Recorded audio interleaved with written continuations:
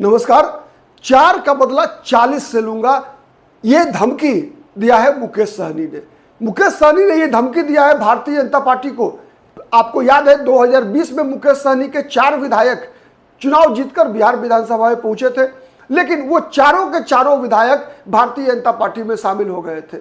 और उसी के बारे में मुकेश सहनी ने भारतीय जनता पार्टी को चुनौती दिया है, भारतीय जनता पार्टी को धमकी दिया है मुकेश सहनी ने कि आपने 4 विधायक 2020 में हमारे जीते हुए छीन लिए थे ना, इस बार विधानसभा चुनाव में आपके 40 विधायकों को हम हराएंगे चुनाव और हरा कर दिखाएंगे, और आपको उस 4 का कितना महंगा पड़ेगा आप ये अनुमान नहीं लगा सकते।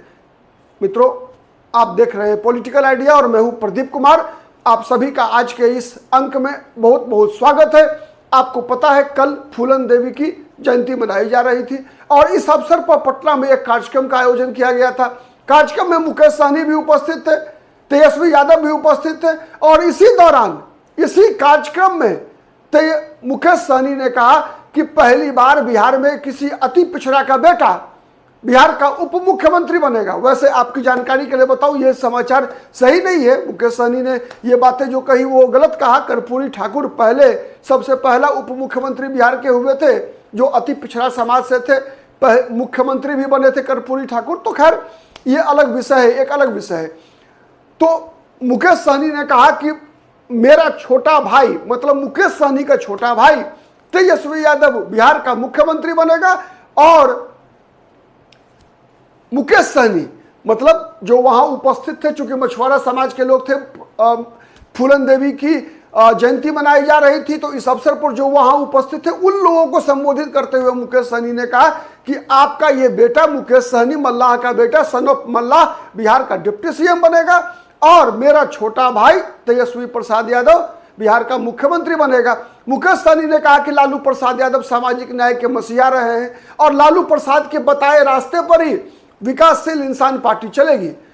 मुकेश सहनी ने वहां पर आए तेजस्वी प्रसाद यादव का भी स्वागत करते हुए कहा कि तेजस्वी जी निश्चिंत रहिए, इस बार आपको मुकेश सहनी जो है बिहार का सीएम बनाकर निश्चित बनाएगा, इसमें कहीं कोई शक नहीं है। लेकिन सबसे ज्यादा बड़ी बात यह है कि मुकेश सहनी जितने गरमाते हैं, जितने भी उनकी सभा होती है, प्रेस कॉन्फ्रेंस होता है, हर में केंद्र जो बिंदु जो होता है विरोध का वो भारतीय जनता पार्टी होती है। स्वाभाविक भी है, जब तक बीजेपी के साथ टूटे नहीं थे, हटे नहीं थे, तब तक मुकेश सहनी की आक्रमण का केंद्र यही राष्ट्रीय जनता दल हुआ करता था। तेजस्वी यादव पर किस प्रकार से मुकेश सहनी हमलावर हुआ करते थे बताने की आवश्यकता नहीं है। जब मुकेश सहनी पिछले विधानसभा चुनाव के दौरान पत्रकार वार्ता से निकल जाते हैं और कहते हैं कि मेरे साथ विश्वासघात हुआ है, पीठ में छुरा भोंका गया है, तो आज इस प्रकार की बातें हैं। साथ ही मुकेश सहनी ने इस बात के भी यह बात भी महत्वपूर्ण कहा कि मैं बीजेपी की गुलामी करूंगा, बीजेपी चुनाव लड़ना छोड़ दूंगा, बीजेपी मेरा जान ले ले मैं जान दे दूंगा, लेकिन मेरी मांग मान ले। मेरी मांग क्या है कि जो निषाद समाज है उसको, मल्लाह समाज है उसको अनुसूचित जनजाति का में शामिल कर ले, का दर्जा दे दे। खैर ये मांग भारतीय जनता पार्टी पूरी करेगी। जब भाजपा आज ना कल तो सरकार से जाएगी ही, कोई दूसरी पार्टी आएगी, कांग्रेस पार्टी आएगी सरकार में, केंद्र में, या संयुक्त कोई सरकार बनेगी, कोई बीपी सिंह, चंद्रशेखर, मोरारजी देसाई, उसके बाद देवगौड़ा या इंद्र कुमार गुजराल जैसी कोई सरकार बनेगी। वो कब मानेगी नहीं मानेगी ये बात अलग है, लेकिन इस मुद्दे पर राजनीति चलती रहेगी। बिहार जैसे राज्य में अगर हम देखें तो लगातार जो है 25, 30, 35 वर्षों का इतिहास है बिहार का, जहां पर कि हर व्यक्ति की एक पार्टी है और उस पार्टी की एक जाति है। नहीं, ये बिहार की राजनीति का सच्चाई है, बताने की आवश्यकता नहीं है। हर व्यक्ति एक पार्टी है और उस पार्टी की एक जाति है। जैसे वर्तमान में अगर हम कहें तो प्रायः लगभग सबकी स्थिति यही हो चुकी है। इवन आप कह सकते हैं जो देश की सबसे पुरानी पार्टी कांग्रेस पार्टी कही जाती है, आज़ादी के दिनों की पार्टी कही जाती है, उसमें भी लगभग एक व्यक्ति की पार्टी है। भले ही अध्यक्ष कोई बने, नेता कोई बने, उससे मतलब नहीं है, लेकिन पार्टी तो कहलाएगी वो गांधी परिवार की ही पार्टी है। नहीं, राष्ट्रीय जनता दल है तो लालू यादव की पार्टी है। लालू यादव के बाद तेजस्वी यादव आ गए, जो बेटा विद्रोह किया, बेटा बाहर गया। उसके बाद सत्ता का हस्तांतरण जैसे परिवार में होता है राजा से युवराज को, वैसे ही स्थिति है। नीतीश कुमार के बाद सुन ही रहे हैं, चर्चा निशांत कुमार की आ रही है, व्यक्तिवाद मतलब वहां भी है। जीतन राम मांझी और संतोष कुमार सुमन पता है, रामविलास पासवान, चिराग पासवान पता है। केवल अभी तक उपेंद्र कुशवाहा भी एक व्यक्ति की पार्टी है, एक व्यक्ति की पार्टी है, मतलब उपेंद्र कुशवाहा की पार्टी है राष्ट्रीय लोक मोर्चा, और वो एक जाति की पार्टी भी है कुशवाहा समाज का। वैसे ही वीआईपी भी, विकासशील इंसान पार्टी भी मुकेश सहनी की पार्टी है और एक जाति की पार्टी है। हाँ ठीक है कि अपना राजनीतिक आधार के लिए लालू प्रसाद यादव जैसे पिछड़ावाद की बात करते हैं, ठीक है, वैसे ही चिराग पासवान दलितों की बात करते हैं, जीतन राम मांझी महादलितों की बात करते हैं, नीतीश कुमार जो है लव कुश अति पिछड़ा महादलित सबकी बात किया करते थे। अब थोड़ा उस बात में कमजोरी आ गई है। लेकिन एक बच गया है भारतीय जनता पार्टी। देखिए भारतीय जनता पार्टी भी मोदी युग से पहले मैं कहूँ तो भारतीय जनता पार्टी एक कैडर बेस्ड ऑर्गेनाइजेशन हुआ करता था, कार्यकर्ताओं की पार्टी हुआ करती थी, विचारधारा आधारित पार्टी हुआ करती थी, ठीक है। मैं बीजेपी की नीतियों पे आज, चूंकि ये वीडियो नहीं बन रहा है, आज हमारा मुद्दा ये नहीं है, आज मुद्दा मुकेश सहनी है, लेकिन चूंकि बात व्यक्तिवाद तक आई है और व्यक्ति से जाति जुड़ा हुआ है, इसीलिए मैं उदाहरण दे रहा हूं केवल कि आज बीजेपी भी अगर हम गौर से देखेंगे तो नरेंद्र मोदी की पार्टी बन चुकी है। वो कोई कहेंगे कैडर बेस्ड विचारधारा, हाँ विचारधारा वही है जो नरेंद्र मोदी की विचारधारा है। मतलब नरेंद्र मोदी का विचारधारा क्या है सबको पता है कि मैंने हिंदुत्व का मुद्दा है, ठीक है। तो एक मतलब आप कह सकते हैं कि वहां पर बीजेपी छोटी हो गई है, मोदी बड़े हो गए हैं, ये वहां पर है।